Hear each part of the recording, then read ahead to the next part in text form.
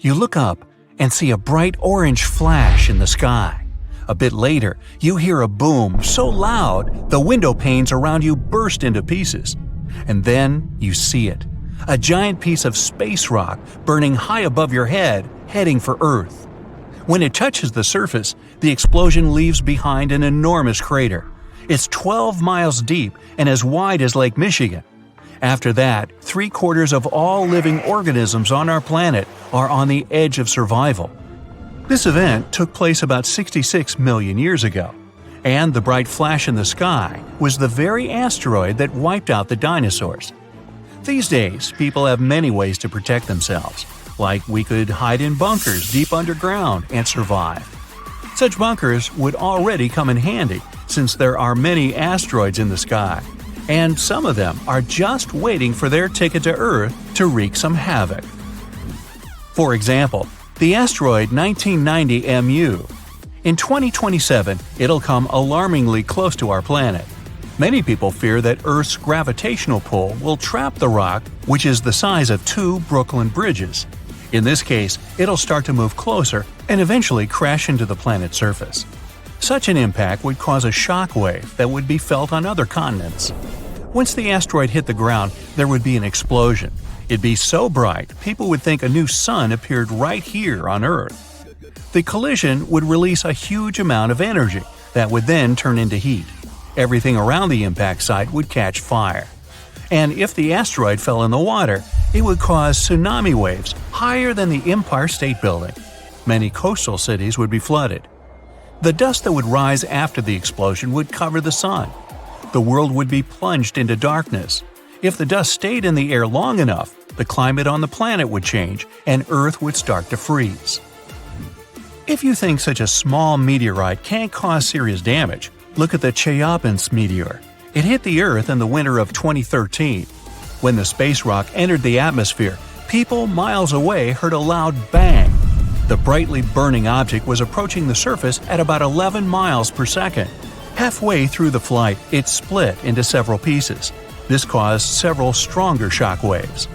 When the meteorites hit the ground, it caused a major earthquake, and the aftershock from the explosions shattered the windows of 5,000 buildings. People in 6 cities around the crash site felt the aftereffects of the fall, and this meteorite was only 60 feet wide. Fortunately, the asteroid 1990 MU will move past our planet. We'll be safe. Whew! But the next asteroid to approach Earth is going to be 3 miles wide. It's called 3122 Florence. If this giant hit our planet, it could wipe entire continents off the face of the Earth. In 2017, this space rock got awfully close to us. It could be seen in the sky even with a small telescope. Now, the next asteroid is the biggest one to worry about, 1999 JM8. It's about as wide as Manhattan, and it has an unnerving habit of approaching Earth a bit too close for everyone's liking. A small asteroid named 2020 VT4 got closer to our planet than all others have ever done. In November 2020, it flew over the Pacific Ocean at an altitude a bit smaller than the distance from Los Angeles to Las Vegas. That space rock was about the size of a big car. If it did make it to Earth's atmosphere, it would burn up completely before touching the ground. Falling asteroids and meteorites aren't uncommon on our planet. Luckily, most of them burst into flames and burn up before they enter the atmosphere. Mars is to blame for such frequent meteor showers. The planet isn't far from the main asteroid belt in the solar system. Sometimes, the gravitational pull of the red planet grabs asteroids from there. Then, Mars spins them around and flings them in our direction, just like a slingshot. So, Mars is a bully. Good thing we're protected by Jupiter. It's the largest planet in our solar system, and it has an incredibly strong gravitational field. It keeps the asteroid belt in line and protects us from being constantly hit by a rain of meteorites. And that's good news, considering Ceres is in the asteroid belt. This enormous space rock is so big that it was once considered to be a planet. Then, for many years, scientists called Ceres an asteroid. But in 2006, it was finally classified as a dwarf planet. This space object contains a third of the total mass of the asteroid belt, which is about 4% of the Moon's mass. If Earth were as large as a nickel, Ceres would be about the size of a poppy seed. So, what if an asteroid several miles across was heading toward our planet and people had to stop it? Well, we could break the space rock into smaller pieces. A massive explosion could be used to do this. People wouldn't even need to land on the giant asteroid. Getting close to its surface would be enough. Boom! A powerful burst of energy would split the asteroid into several large pieces and tons of debris. The smallest rocks would burn in the heat released in the blast, and it would also change the asteroid's trajectory. The larger fragments would burn up while entering the atmosphere. All witnesses of this unusual meteor shower would have a chance to admire a beautiful fire show. Another means of protection could be a kinetic battering ram. Simply put, it would be a huge object that people would send towards the asteroid approaching Earth. Or it could be a heavy spaceship. This is the method scientists produced to prevent the asteroid Apophis from falling to Earth. This guy is 1,200 feet across and often passes by our planet, coming as close as 19,000 miles above Earth's surface. The asteroid is going to pass close to our planet again in 2029, and there is a possibility that in 3036 it might crash into the Earth. If it happened, the explosion would leave a crater more than 3 miles across. Within 6 miles of the impact zone, all buildings and subway tunnels would be crushed or severely damaged. The event would also trigger a powerful earthquake. In the area of 30 miles away from the crater, car windows and window panes in houses would be shattered. And 75 miles away from the impact site, the earthquake would move furniture and buildings. One way to stop such a catastrophe is to build a heavy spaceship. It would take off from Earth, speed up, and then ram into the asteroid with great force. This impact would alter the course of the huge space rock, and it would fly past our planet. We could also try to stop the asteroid by wrapping it in foil. This would make its surface reflective, and then solar pressure might gradually change the asteroid's trajectory. Another alternative is using the gravitational tug. In this case, we would send an unmanned spaceship, large and heavy, toward the asteroid. It would fly over the space rock and slowly draw the thing closer with its gravitational pull. A small change, of course, would be enough to make the asteroid fly past our planet. Another way to protect Earth would be to build a system of giant lenses in space. Perhaps you've tried focusing sunlight with eyeglass lenses. Then you know how hot this sunlight can get. Now imagine having many giant lenses that are all directed at one point. Scientists think that focusing such a powerful beam of light on the asteroid would make the rock melt and evaporate, slowly changing its route. And one more way to protect ourselves from the asteroid would be to install several rocket engines on its surface. It would turn the space object into a rocket, and we could set its course from Earth. Rogue stars pose a much bigger danger. Like asteroids, they fly through space and can collide with anything in their path. The problem is that they have a gigantic mass, sometimes comparable to our Sun's. Around 70,000 years ago, a duo of rogue stars whooshed past the Sun. It didn't affect Earth, but caused some disturbance on the outskirts of the solar system. This event is likely to happen again, someday. The rogue star Gliese 710, about half the mass of our Sun, is moving toward our solar system right now. There's a possibility that it'll begin to grab asteroids from the outer asteroid belt and toss them at us. And then, rare meteor showers you can observe these days will become a regular occurrence. But right now, this rogue star is extremely far from our world, and there's a bigger chance that it'll pass by without affecting our peaceful existence. The problem with that asteroid that destroyed dinosaurs was not that it fell, but where it fell. This colossal space rock found the worst place where it could land. Also, the angle at which it hit the ground was the most unfortunate. If it had fallen vertically, there would have been less destruction. But it fell at such an angle that it threw a huge amount of dust into the air. After the disaster occurred, tons of soot started burning. 65 million years ago, only 13% of Earth's surface contained the right amount of sulfur and oil needed to form a colossal amount of soot. If the asteroid had fallen on the other 87% of the territory, dinosaurs could still be living today, but it hit the worst place and lifted 1,000,000 tons of burning material into the sky. A cloud of incandescent particles covered the sky and set off on a journey across the mainland. Then, these particles settled on the ground and caused large-scale fires. Trees were burning and sending more soot into the sky. But the asteroid collided not only with rocks, it fell on the coast in a place where the seabed was filled with sulfate. As a result of the collision, it started burning, which caused the release of sulfuric acid into the atmosphere. The air became poisoned. It seems the dinosaurs didn't stand a chance. And now, let's imagine the asteroid falling in another place, somewhere in the middle of the ocean. Huge waves flooded part of the land, but almost all kinds of dinosaurs survived. Or even better, the rock could have fallen somewhere in the desert and left behind a giant crater. That's all.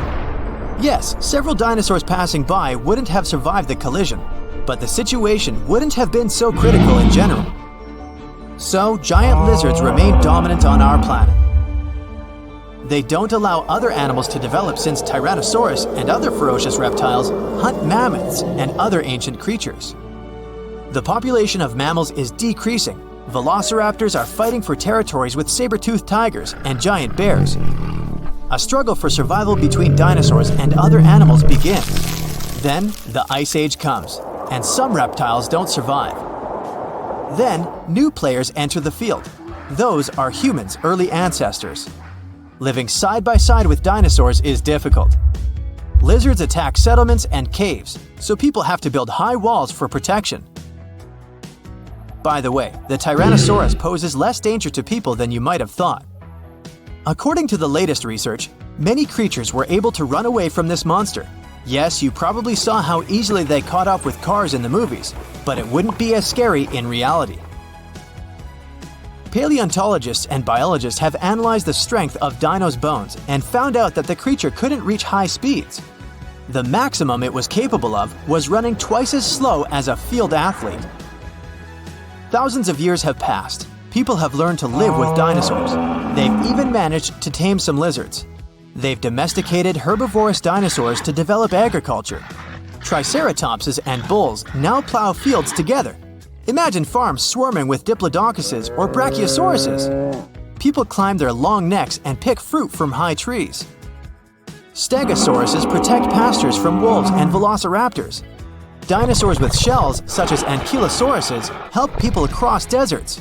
They, along with camels and donkeys, carry heavy loads. People share the planet with ancient lizards and live in harmony. The situation in the seas and oceans is much worse. Sea reptiles attack wooden ships and catch all the fish. Imagine that you're sailing to another continent with tons of grain, fabrics, fur, and other goods. And then a giant mosasaur appears on the horizon. It's one of the most powerful sea lizards. A great white shark looks like a small fish next to it. The creature could easily defeat a megalodon. And then it comes across a wooden ship. It bites into the deck and pulls the whole boat underwater. Water dinosaurs are the main obstacle to communication between countries. This slows the progress down for 100 years. People built metal ships to withstand the attacks of the mosasaur. And finally, they managed to establish sea connections. A similar problem occurs when the first planes take off into the sky. Imagine you're flying on a passenger Boeing. You look out of the window and see a pterodactyl. Wait, it's impossible. These winged lizards aren't so fast, but they can catch up with a helicopter or some old biplanes. This poses a serious threat to flights, so people install sound protection systems on board each aircraft. Pterodactyls hear irritating ultrasound from a distance and fly as far away from it as possible. People equip submarines and ships with the same sound shields. Then, after people have learned how to defend themselves from dinosaurs, another problem appears. Lizards are the kings of wildlife, so they displace all other animal species. Dinosaurs run across African savannas, and lizards with fur live in cold winter forests. Lions, wolves, and bears are not the rulers of the wild. Rhinos fight with Parasaurolophuses. Stegosauruses attack hippos and take away their territories. Venomous dinosaurs live in jungles. Lizards that can climb trees scare monkeys. Imagine a reptilian ape jumping from one branch to another. To save regular animals from extinction, people have to control the population of predatory reptiles. Huge parks and nature reserves appear in all countries. People transport dinosaurs there and separate them from other wildlife. Dinosaurs seem to be completely under control. When the danger caused by giant reptiles passes, people begin to breed smaller, harmless lizards. Someone buys a chameleon, and someone keeps a Microceratus at home. There are dinosaur exhibitions. People take these creatures for a walk as if they were dogs. Some people take selfies with reptiles, go shopping, and sit in cafes with small lizards. Dinosaurs aren't formidable now. They're kinda cute. People ride horses, camels, Parasaurolophuses, and Pachycephalosauruses. Of course, many have tried to tame velociraptors, but failed. Those are dangerous reptiles and they don't know how to obey. Taming them is almost as difficult as taming an alligator.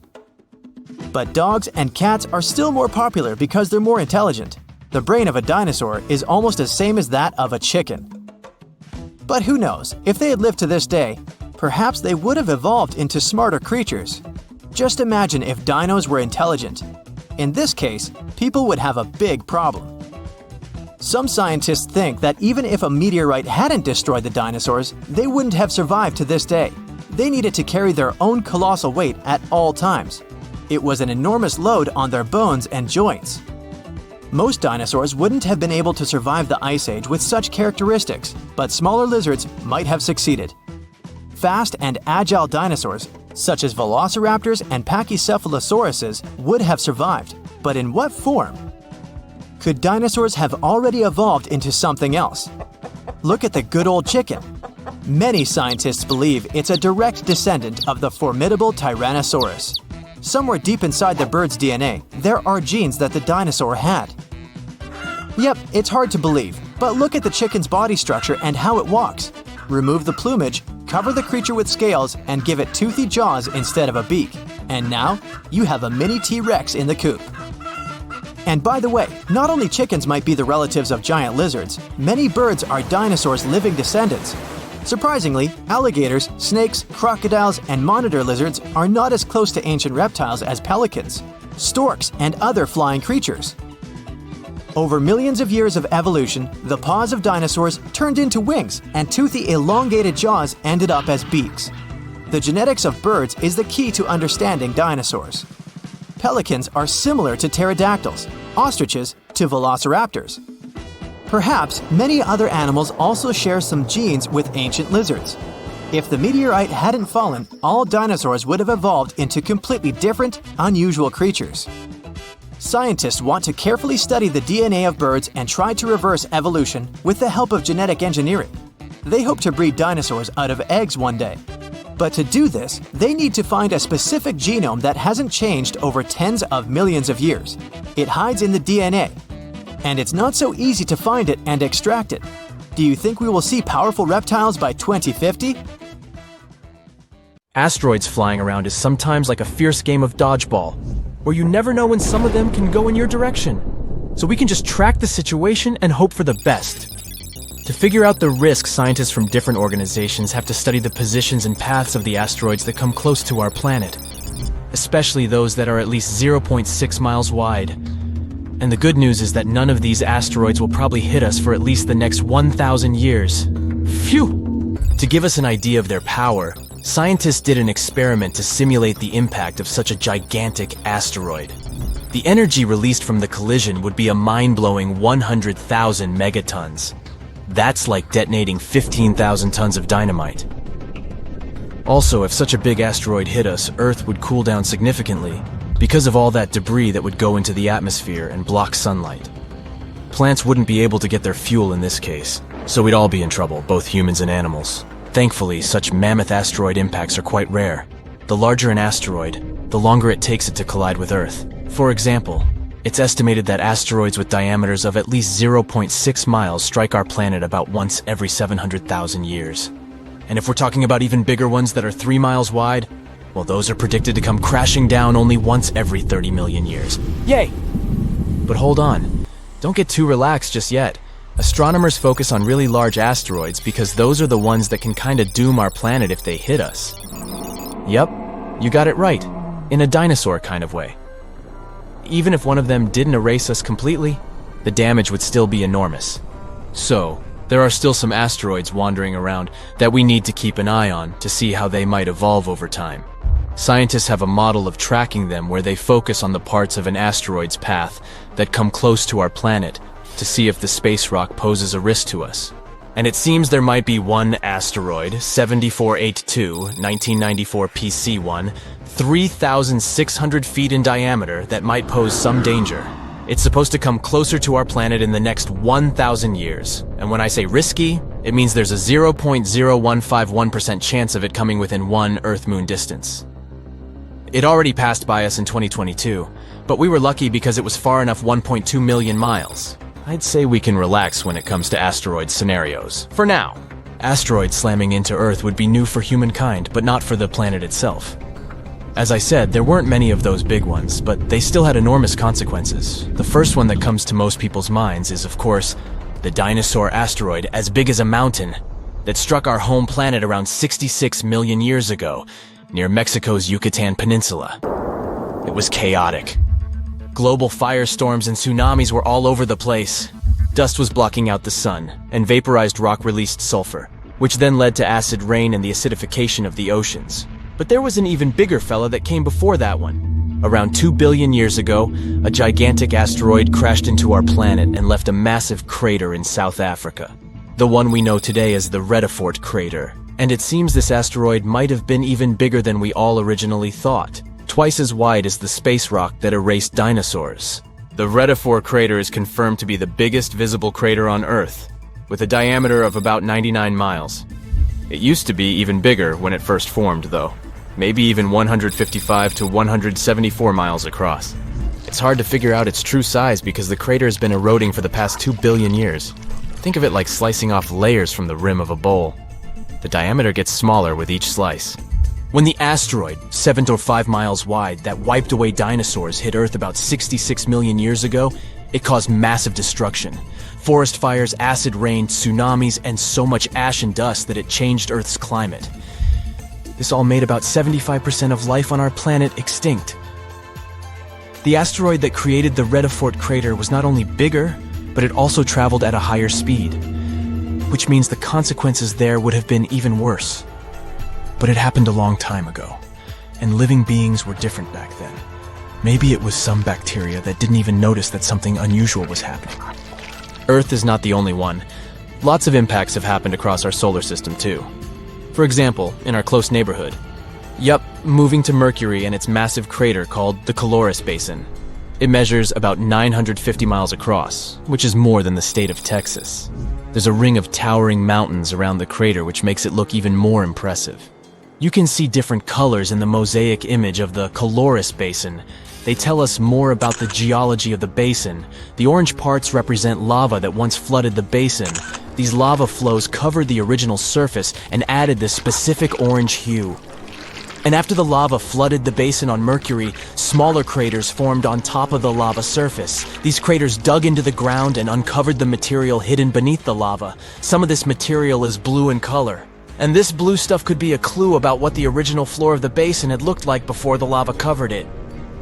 Venus, the hottest planet in our solar system, has a thick atmosphere that comes with a pretty good defense system against space rocks. It's so dense that it burns up most meteors before they even reach its surface. As a result, you won't see as many visible craters on Venus as on other rocky planets in our solar system. But Venus still has some scars that can tell us about some serious impacts that happened there. And one of the biggest scars we know about is Meade Crater. It's enormous, about 170 miles in diameter. The inner floor of this crater is relatively flat and kind of brighter than its surroundings.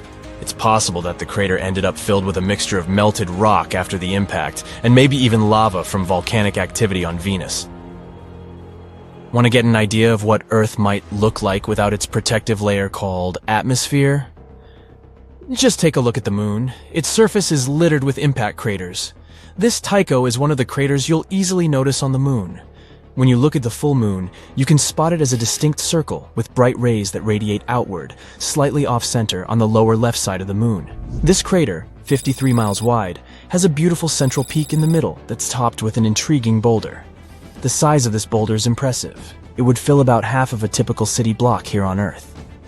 When talking about craters, we definitely can't leave out Mars. The red planet has a much thinner atmosphere than Earth. When spacecraft approach Mars, they rely on the planet's atmosphere to slow them down as they enter it. And indeed, the atmosphere helps slow spacecraft down during landing, but it's still not thick enough to completely protect Mars from all those space rocks that are coming all the time. From July to September 2018, a dark spot appeared on the southern pole of Mars. It consists of two distinct patterns. A theory says that the bigger, lighter-colored blast pattern can be the result of an impact shock wave scouring the ice surface.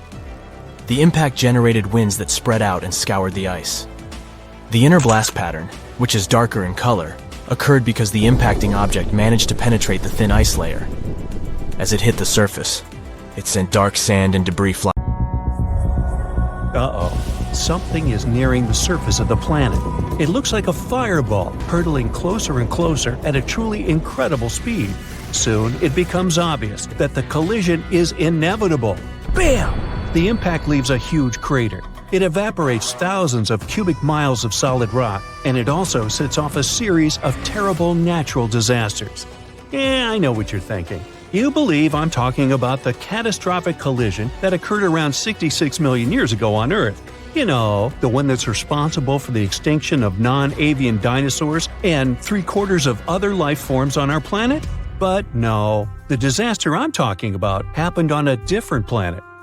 Scientists think that our close neighbor, Mars, once experienced the same catastrophe that struck Earth. It happened around 3.4 billion years ago. An asteroid collision might have caused a mega tsunami on the red planet, similar to the one that caused the Chicxulub impact on Earth. Scientists have identified an impact crater on Mars that was probably left by a comet or asteroid collision with the surface of the planet. Most likely, the space body landed in an ocean in the Martian northern lowlands, and the impact was so powerful that it caused a mega tsunami. Before the latest studies, the exact location of the impact crater wasn't verified. It was just a theory. To confirm it, a team of astronomers simulated a comet and asteroid collision in the area where they supposed the impact crater was. They even named this crater Hall. Hall is 68 miles across and lies in a region that is almost 400 feet below the supposed sea level. Anyway, the simulations formed several craters of the same size as Paul. One of the simulations claimed that these craters had been left by a 5-mile-wide asteroid that had encountered strong ground resistance. The other simulation showed that the craters had been caused by a bit smaller asteroid that met a weaker ground resistance. But, according to both simulations, the impact crater was almost 70 miles in diameter, and the collisions produced mega tsunamis up to 900 miles away from the center of the impact site. The simulations also helped scientists estimate the height of the tsunami. It was about 820 feet tall, almost as tall as the Eiffel Tower. The authors of the study also suggest that the Pole crater might be similar to the Chicxulub impact crater on our planet. The Chicxulub asteroid, as we now know it, is believed to come from the outer reaches of the solar system.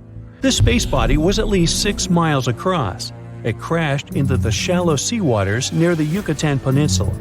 This splashdown was so powerful that it left its signature on the entire face of the planet. In 2021, researchers found out that the collision had carved mega ripples into Earth's crust in the region of modern-day central Louisiana. An even newer study suggests that the asteroid also triggered a tsunami so devastating it eroded seafloor sediments half a world away. The team of scientists remodeled the events of the first 10 minutes after the impact, and the model showed that the asteroid had produced waves up to 30,000 times greater than one of the largest tsunamis people have ever recorded, the Indian Ocean tsunami that hit Indonesia in 2004. The collision displaced so much water that it created a wave almost a mile high. That's like 2 Burj Khalifas, which is the tallest construction in the world, stacked one on top of the other. And of course, All that empty space didn't stay empty for long. The ocean gushed back to fill the crater. But in the process, it only ricocheted off the crater's rim, which produced even more waves.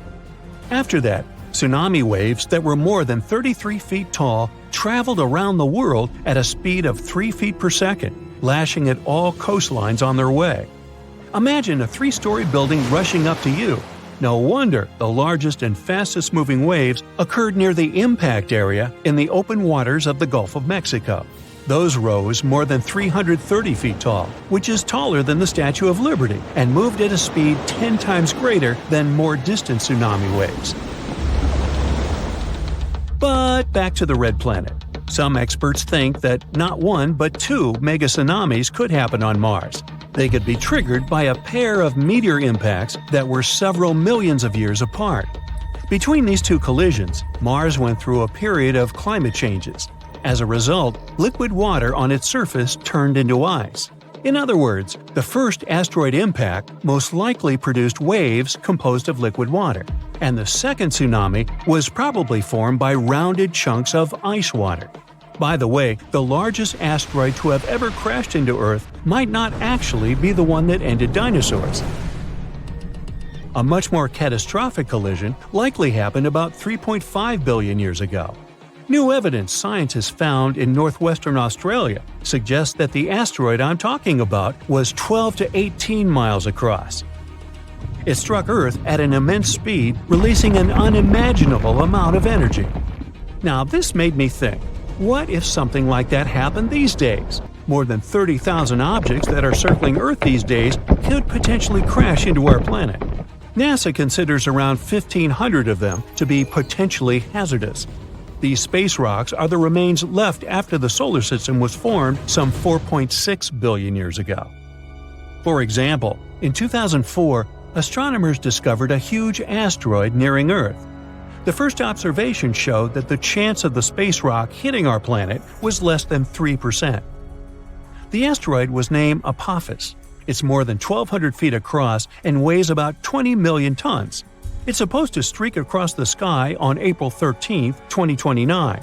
Apophis will pass at a distance of 19,000 miles away from Earth's surface. But even though this space rock might miss our planet in 2029, it doesn't mean it won't return 15 years later in 2036. If such an object hits our planet, the consequences will be unpredictable. They can vary from shattered glass and broken windows to most life forms getting wiped off the face of the Earth. And it'll probably affect the internet. Now that last thought is truly scary. But luckily, modern technologies are likely to help us avoid any catastrophic consequences. Experts have developed several ways to prevent a real-life disaster movie from happening. For one thing, we could use a spacecraft to knock this visitor from outer space off its course. Or it could somehow be blasted into pieces. Scientists could also slow the thing down with the help of concentrated sunlight. Or people could tug it away with a gravity tractor. That's a theoretical spacecraft that can influence objects in space without touching them. In sci-fi movies, a huge asteroid often sneaks up on Earth and turns out to be a nasty surprise to astronomers. It hurtles toward our planet at breakneck speed and gets discovered just weeks or even days before the collision. In reality, scientists are constantly watching all large objects in Earth's neighborhood. It means there would be plenty of time to do something before the inevitable happened. There are 3 kinds of missions scientists could prepare at short notice. Type 0, when a heavy spacecraft hurtles toward the intruder with one single goal, to knock it off its course. In this case, astronomers would have to rely on the already available information. The Type 1 mission would involve a scout. It would be launched first to get more close-up information about the space rock. Only after that, the main spacecraft would be launched. With more precise information, its journey would be way more productive. And if scientists chose the Type 2 mission, they would send a scout and a small spacecraft at the same time. The spacecraft would knock the asteroid a bit off its course. Then the scout would collect all the necessary information. Based on this data, the spacecraft would finish its job with a more fine-tuned second push. If none of these methods work, People could try going deep underground or even build a shelter on the ocean floor. But in this case, we'd need to find sources of energy that could help us survive for at least several decades. Plus, people would have to create a life support system that could somehow keep air and water fresh. About 800,000 years ago, I wasn't around then, a gigantic asteroid soared through space and plummeted toward Earth. It slammed into our planet with enormous force. It blanketed 10% of Earth with shiny black and green lumps of rocky debris known as tektites. Tektites are pieces of rock that get liquefied by the heat of a meteorite impact. Then they cool down to look like dark, glassy pebbles. A trail of these tektites was strewn across Southeast Asia and reached all the way to eastern Antarctica. This is how scientists know this giant meteorite crash happened. Well, researchers spent nearly 100 years trying to find the gigantic crater caused by the impact. But tektites were too widespread. That's why they couldn't pinpoint the exact location until recently. A team of experts from different universities tried to discover the ground zero of the meteorite impact.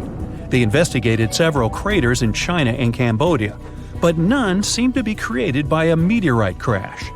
The experts then decided to investigate Laos. It's a country where they discovered the largest and most concentrated number of tektites. After ruling out all visible craters, the team came up with a new theory. What if the crater is hidden by something? In search of the potential crater, the scientists measured gravity readings at different locations all across Laos. At the site of an ancient volcanic eruption, below thick, dense layers of cooled volcanic lava, they discovered a severe gravitational anomaly. It turned out to be a large, elongated crater, over 300 feet deep and spreading 8 miles wide and 11 miles long. Based on the location and the crater's enormous size, scientists believe this is the impact site of the ancient meteorite. Meanwhile, over 2 billion years ago, long before the age of dinosaurs, Earth was struck by one of the largest asteroids to ever hit our planet. The asteroid was approximately 6 to 9 miles across and created the biggest impact crater on Earth. This is the Vredefort crater. You can find it in present-day South Africa. When it was formed, it had a gigantic diameter of 186 miles. Over the centuries, the massive crater slowly eroded away into the Vredefort Dome. That's a rocky hill formation that was the central site of the asteroid's impact. This formation is so large that it can be seen from space. Today, the Vredefort Dome is a recognized World Heritage Site. It's also home to several towns and communities that encourage tourists to come and visit the ancient crater. In 1943, one pilot strayed from his regular flight path to avoid dangerous weather conditions. Flying over Quebec, Canada, he spotted a large, perfectly circular basin. That is how the Pingualuit crater was discovered. Around 1.4 million years ago, a meteorite hit this spot, creating this small but deep impact crater. It has a diameter of 2 miles and a depth of 1,300 feet. A lake of deep blue water has formed at the bottom of the crater. It's said that this lake contains some of the purest water in the world as it has no inlets or outlets. It means that the lake is only filled by rains and melting snow. The lake is home to one species of fish, the Arctic char.